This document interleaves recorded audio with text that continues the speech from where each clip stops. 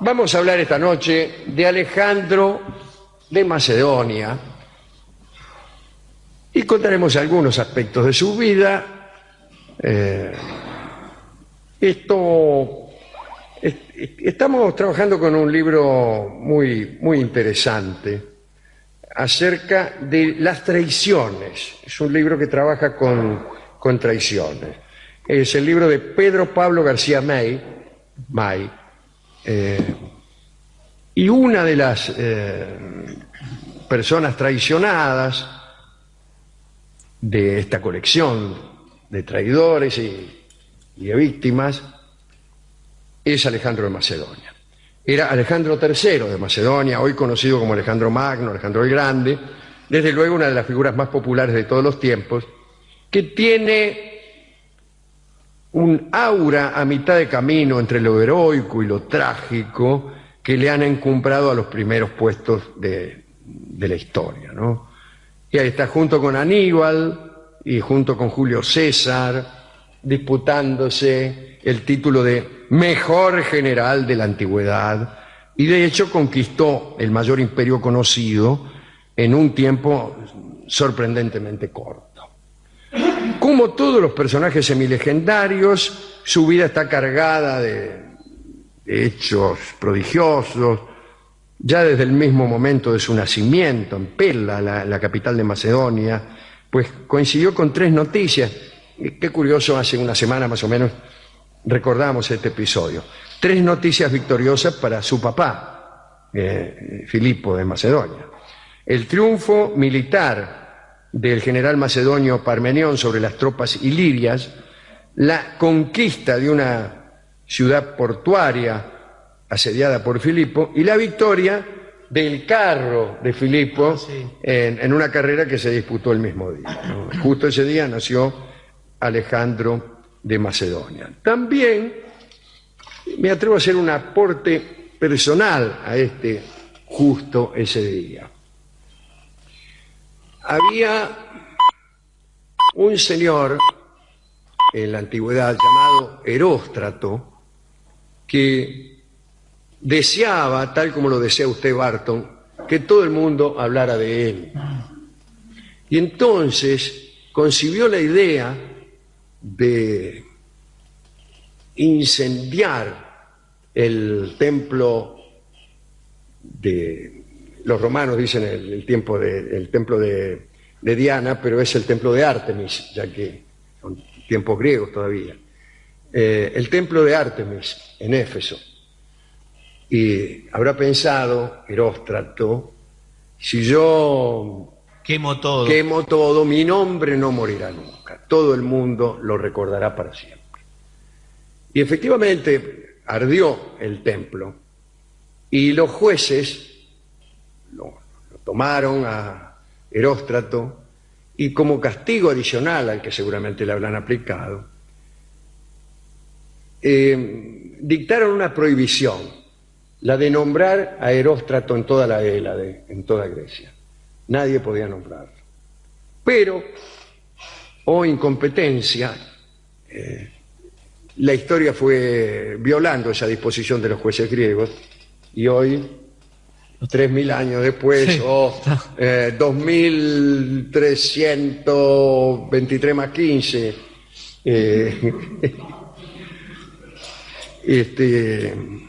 estamos nombrando a Eróstrato.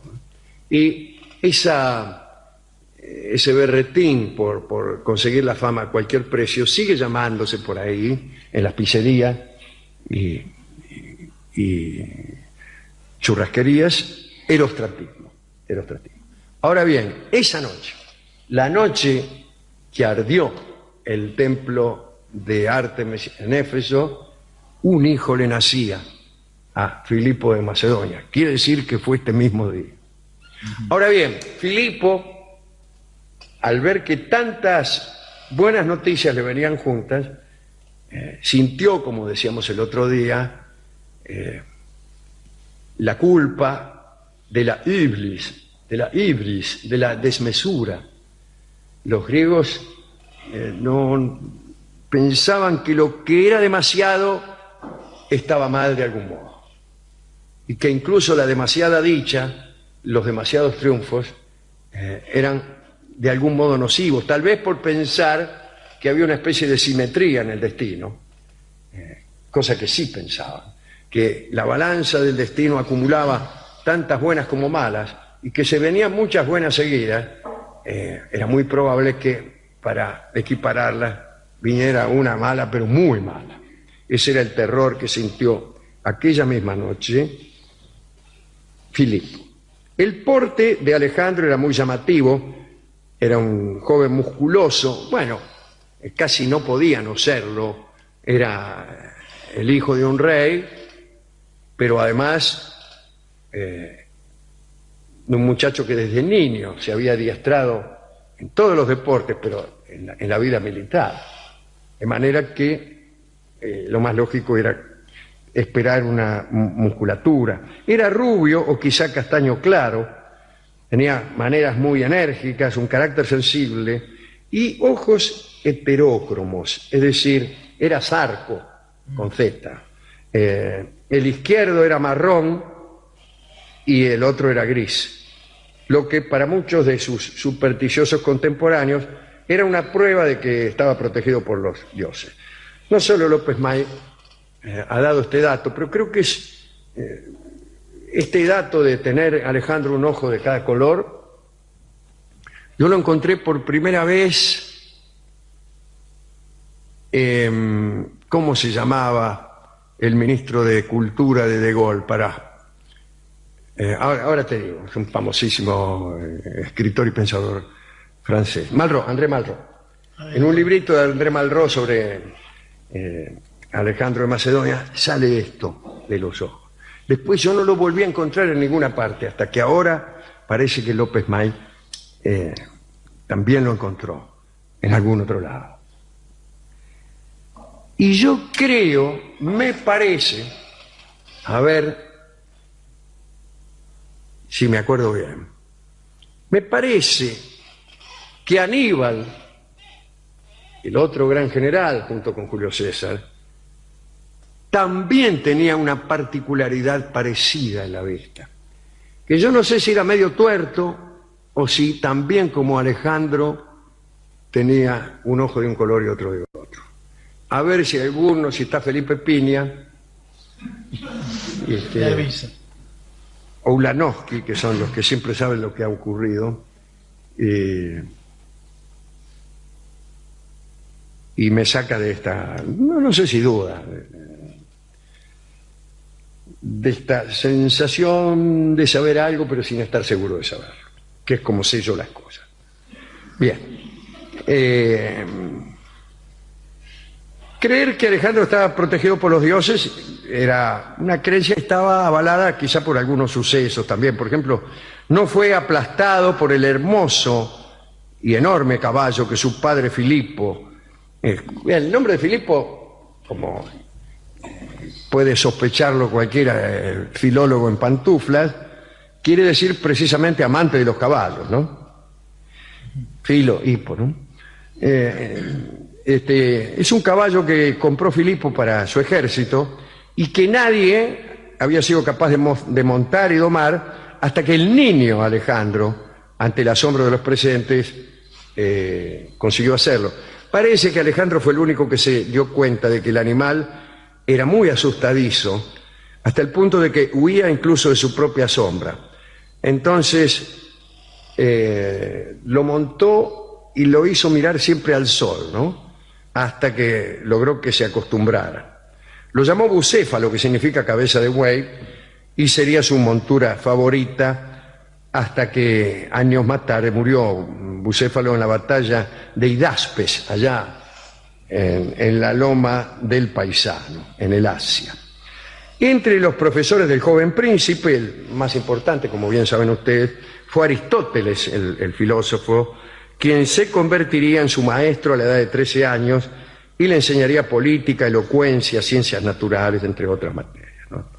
Tocaba incluso la cítara, era un muy buen citaredo Alejandro, pero su padre lo reprendió. Un día estaba tocando el tipo la cítara y voy a tocar algo, ¿no?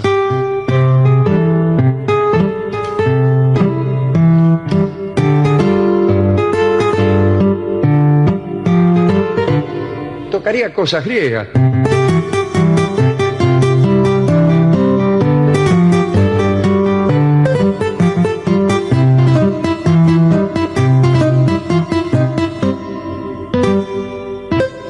Y Filipo le dijo: tocas demasiado bien para ser un noble. Los griegos creían que las actividades manuales, lo banáusico decían ellos, no eran cosas para los macanudos. Había que dejarlas para la gilada. Entonces, dice: no, un hombre noble no puede tocar bien la cítara, puede tocar más o menos, pero bien no. Así pensaban, incluso no tenían en alta estima a los artistas que trabajaban con la mano, como al artesano, como Praxíteles, Fidias, al escultor, ponele. Incluso pensaban que el artista era poseído por los dioses, que era un instrumento de los dioses. Cosa rara. Pero menos querían a los que trabajaban con la mano. Bueno, no importa. Después de la muerte de Filipo, también traicionado, vaya a saber por qué, Alejandro heredó el reino con 20 años de edad y lo primero que tuvo que hacer fue someter de nuevo a toda Grecia, que se rebeló con B larga al conocer el asesinato del rey macedonio. Pero dejó Filipo una máquina de guerra que funcionaba muy bien, ¿no? Y utilizando ese ejército, Alejandro derrotó a todos los ejércitos rebeldes y se hizo nombrar, tal como Filipo había hecho, hegemón o líder de la Grecia unida. Y a continuación se volvió inmediatamente hacia el este, dispuesto a hacer realidad la conquista del imperio persa, que había sido ya proyectada por Filipo. Comenzó con las ciudades griegas sometidas a los persas en el Asia Menor, ¿no? En el Asia Menor era Grecia también en aquel tiempo, lo que hoy es Turquía, todas esas islas. Eran griegas, no es que son griegos ocupando Turquía, no había Turquía en aquel entonces. Muy bien. Liberó toda esa zona después de la batalla del Gránico, donde estuvo a punto de morir apuñalado por la espalda. Salvó la vida gracias a uno de sus amigos, el general Clito, el negro Clito, que mató al enemigo antes de que asestara su golpe mortal.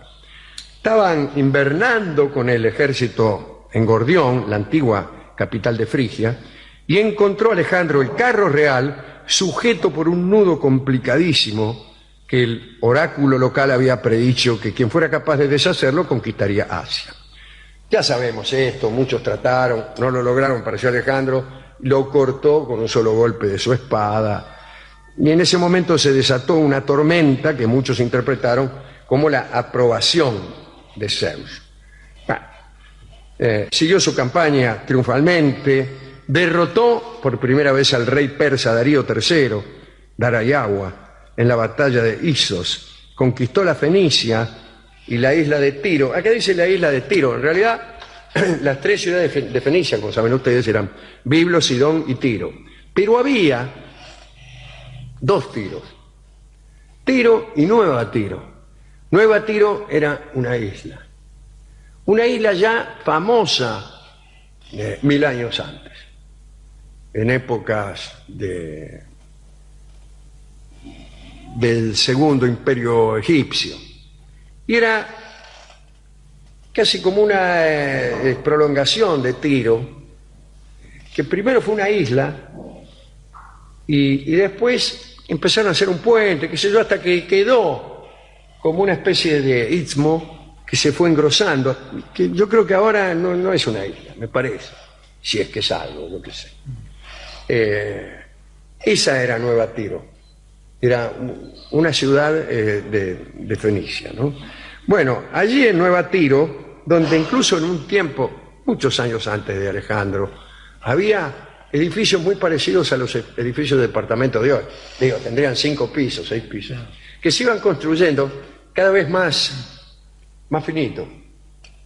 Así un piso, el de abajo más ancho, el otro, de esa manera se conseguía. Bueno, siguiendo las técnicas que ya los los asirios-caldeos tenían con la construcción de los sigurat, ¿no? Que se iban haciendo cada vez más finitos hasta que el piso de arriba era una risa. Bien. Allí se hizo proclamar hijo de Amón, un título reservado a los faraones, digo, siendo que Nueva Tiro era una ciudad de Fenicia, pero bueno, recibió tras ser probablemente iniciado en los misterios en un oasis ahí, bueno. Derrotó al monarca persa, a Darío, otra vez en Gaugamela.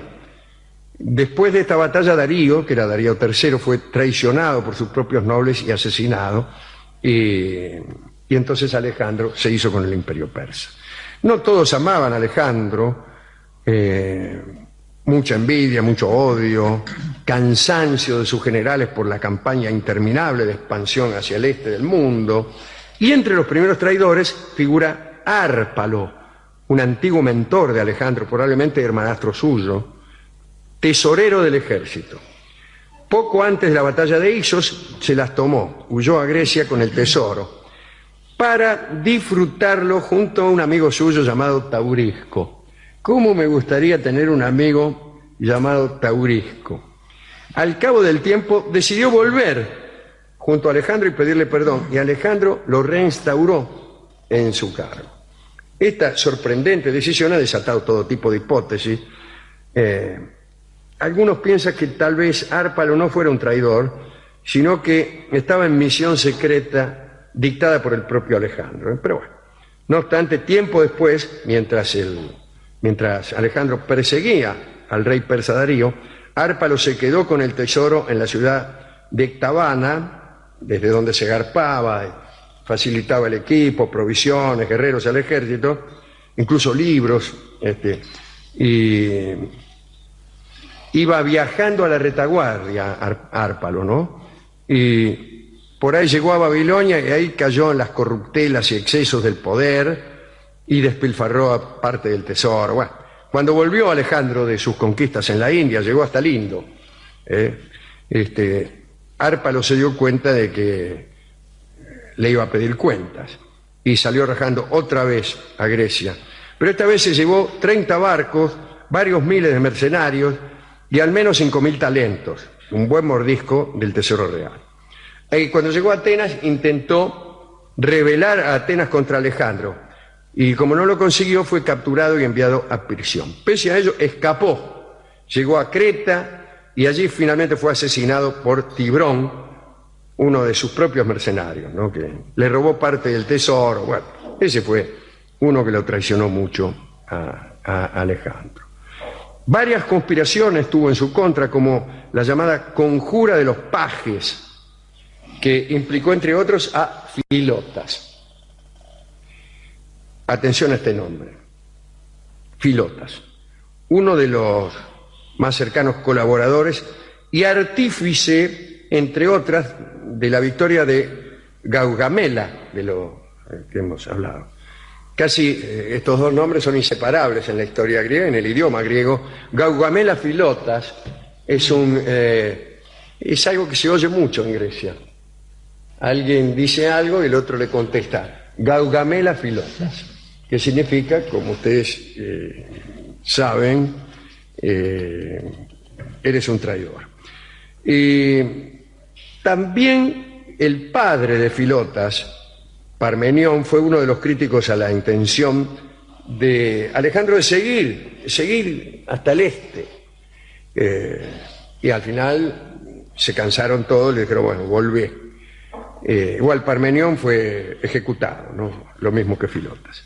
Otro traidor fue su primo, el primo de Alejandro, Amintas, que pactó en secreto con los persas, fue descubierto y ejecutado. También Calístenes, sobrino de Aristóteles, historiador personal de las campañas alejandrinas, lo traicionó porque él mismo se sintió traicionado como griego cuando el rey de Macedonia decidió asumir el ceremonial persa, que incluía el hecho de que sus súbditos se postraran de rodillas, todas esas cosas del oriente, ¿no?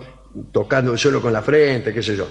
Y esta costumbre oriental suscitó fuertes protestas, que los griegos se consideraban hombres libres, y cuando elegían a un rey, eran capaces de dar la vida por su rey, pero lo consideraban primus inter pares, es decir, no la encarnación de ninguna divinidad, sino uno de ellos elegido. Algo así como cuando los varones en la Edad Media elegían a los reyes. Te elegimos rey, pero no porque seas mejor que todos nosotros, sino porque es una decisión nuestra elegirte rey. Esos eran los reyes de la Edad Media previos, los reyes del feudalismo. Esos eran los reyes del feudalismo. Después vienen los reyes absolutos, que eso sí, no, tenían algo de divinidad. No eran divinos ellos, pero gobernaban en nombre de Dios, ¿no? Sí, sí. O sea, la monarquía tenía origen divino. A los 32 años, el imperio, cuando Alejandro tenía 32 años, su imperio había alcanzado, como he dicho recién, el Valle del Indo, había fundado 70 ciudades, 50 llevaban su nombre, y la más famosa era la Alejandría del norte de Egipto, ¿no?, que aún hoy conserva su nombre, el bello nombre de Alejandría. En ese momento, en plena cúspide de su poder, Alejandro murió. Y todavía hoy se ignora si fue víctima de la traición. Tampoco se sabe la causa exacta de su muerte, que se produjo después de un bailongo, una fiesta ofrecida por su amigo Medio. Medio se llamaba el tipo, Medio si lo mirabas con un ojo solo. Algunos sugirieron que era por haber bebido demasiado alcohol, pero según algunos historiadores, cuando llegó al bailongo ya estaba medio fulero. Además, al igual que su padre, que el resto de la nobleza macedonia, estaba acostumbrado a beber grandes cantidades de vino. Así que muchos dicen que lo picó un mosquito, que lo infectó de malaria, que lo picó un mosquito y se murió enseguida de malaria, qué sé yo. Bueno, durante muchos siglos, sin embargo, se ha creído que la causa real de su muerte fue el envenenamiento, sí señor. Que fue una conspiración organizada por algunos, o por todos sus generales, para frenar definitivamente la marcha hacia el este y repartirse, nos repartimos el imperio entre nosotros. Y chao, basta de tanta conquista, con toda esta guita, con todo este dinero haré mi carnaval. Los principales sospechosos son Casandro y su copero Yolas. A mí me está, Yolas, para mí es peor que Filota. Ese amigo del otro. Sí, sí, Gaugamela Yolas. Así que yo no tengo muchos indicios, pero me cayó mal el copero Yolas. Ya le suena. Parece que envenenaron el vino de Alejandro con agua putrefacta de los pantanos. Hay que hacer un rasca para envenenar el vino con agua podrida. Hay que hacer andá un envenenador profesional. Sí. Está matando al hombre más poderoso del mundo y no te podés gastar 10 pesos en la farmacia. Además, agua podrida le vas a echar. Y se nota el agua podrida. Se nota, no sirve el agua podrida. Y uno no se muere. No se muere, no te morís. Se lo digo yo. Bueno. Algunos lo acusan a Aristóteles, pero porque son platónicos. Parece que Aristóteles desde la distancia en Grecia facilitó un veneno indetectable, bla, bla, bla, bla, bla. Total que no sabemos. Algunos datos, algunas curiosidades relacionadas con el inmortal Alejandro de Macedonia. 50 ciudades llamadas Alejandría. Muy bien, ¿eh? Está muy bien. Digo, porque a mí me gusta ese nombre. Si te gustan estas historias, me ayudarías mucho recomendándoselas a tus amigos, suscribiéndote al canal, y dándole me gusta al video. Muchas gracias.